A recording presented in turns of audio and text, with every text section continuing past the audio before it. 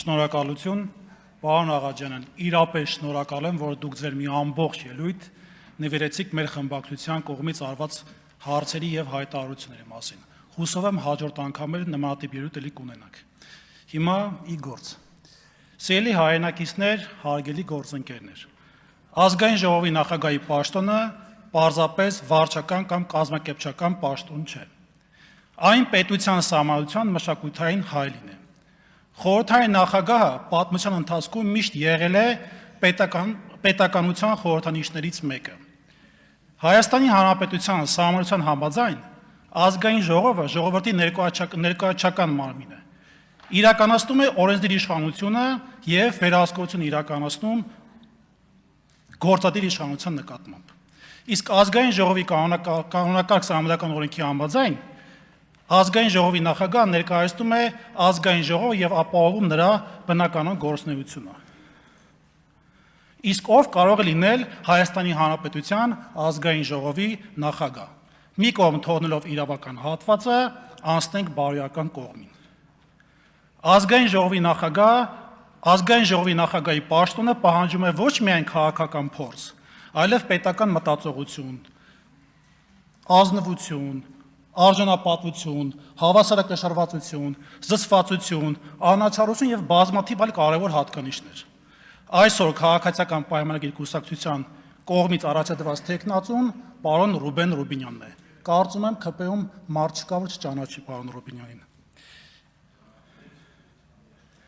Ռուբեն Ռուբինյանն այն մարդն է, ով հարգարժան լրատվամիջոցների հարցերին չի կարողանում պատասխանել հավասարակշռված ձևով։ Նա հաճախ դուրս է գալիս ինքնատիրապետման սահմաններից եւ մշտապես մեղավորներ է փնտրում։ Այստեղ կուզեի դիտարկել մի կարևոր հանգամանք։ Արդյոք Հայաստանի Հանրապետության ազգային ժողովի նախագահ դառնալը Ռուբեն Ռուբինյանի մանկության երազանքն է։ Միգուցե, բայց ոչ այն քաղաքական կարգավիճակով, որում հենց ինքը Ռուբինյանն է։ Տպավորություն չլինի, թե նախանձամիտ են, բնավ ոչ։ Պարզապես այն կենսագրությունը, որ ունի հենց ինքը Ռուբինյանը, նույնիսկ արդեն անցյալում մնացած խսեմ ժամանակներում այդ նույն կենսագրությամբ չէր արժանան անգամ կոլխոզի կառավարման վստահությանը։ Դուք 2021 թվականի դեկտեմբերի 18-ից 4.5 տարի հանդիսանում եք Հայաստանի Հանրապետության հատուկ ներկայացուցիչը Թուրքիայի հետ հարաբերությունների կարգավորման գործընթացում։ Զարմանալի է, որ դուք ոչ միայն անցյալի 2008 թվականի դասերը չեք քաղել, այլ խորապես անհեռատես եք ինչպես 2021-ին, այնպես էլ 2026 թվականին։ Հիշեցնեմ, որ Թուրքիայի սահմանը փակվել է հենց Թուրքիայի կողմից։ Հենց Թուրքիան է, որ ձախողել է 2008 թվականի մեկնարկած հանրությանը հայտնի Հայաստան-Թուրքիա ֆուտբոլային դիվանագիտությունը։ Հիշեցնեմ, որ հենց Թուրքիան էր, որ bayraktarներով մեր Արցախում սպանում էր մեր տղեկին։ Հենց նույն Թուրքիան էր, որ ԱԳՆ Թանջու Բիլիքչիի խոսնակի միջոցով ասում էր, ուղի խոսքի մեջբերում։ Ինչպես հայտնի է, Թուրքիա-Հայաստան սահմանը փակվել է 1993 թվականին, այն բանից հետո, երբ Հայաստանը ներխուժեց ադրբեջանական տարածքներ։ Ու պարբերաբար սահմանի փակումը կապում էր Արցախի հարցի կարգավորման հետ։ Հիմա, պարոն Ռուբինյան, այլևս Արցախ չկա, այլևս Արցախի տարածքում հայեր չեն ապրում, եւ կռայք ինչ, մինչ օրս Թուրքիա-Հայաստան սահմանը բացված չէ։ Այստեղ թերևս ռետորական հարց է հնչում. միթե դուք էլ եք կուլ տվել 2008 թվականի քաղաքական խայծը, որը իր պատմական դասերը ցույց է տվել հանրության կողմից։ Դուք, պարոն Ռուբինյան, արդյոք արձանագրող չեք։ Դուք պարզապես հետին թվով իրադարձություններ արձանագրող եք։ Ինչը ինձ համար էլ ավելի զարմանալի է, որ դուք ընտրությունների ավարտից հետո, երբ ուշ գիշերը ժամը 02:00-ին կանգնեցնում եք ձայների հաշվարկը, ինչը նաև անկախ Հայաստանի շրջանում երբևէ տեղի չունեցած գործընթաց էր, իսկ ավելի պատկերավոր ասված, ԿՊ-ն առաջին անգամ ձեռքերով մտել է քվեատուփի մեջ։ Արժանացել եք Հայաստան-Թուրքիա հարաբերությունների կարգավորման գործընթացում Թուրքիայի հատուկ ներկայացուցիչ փորձառու դիվանագետ Սերդար Քլչի հետևյալ շնորհավորանքին։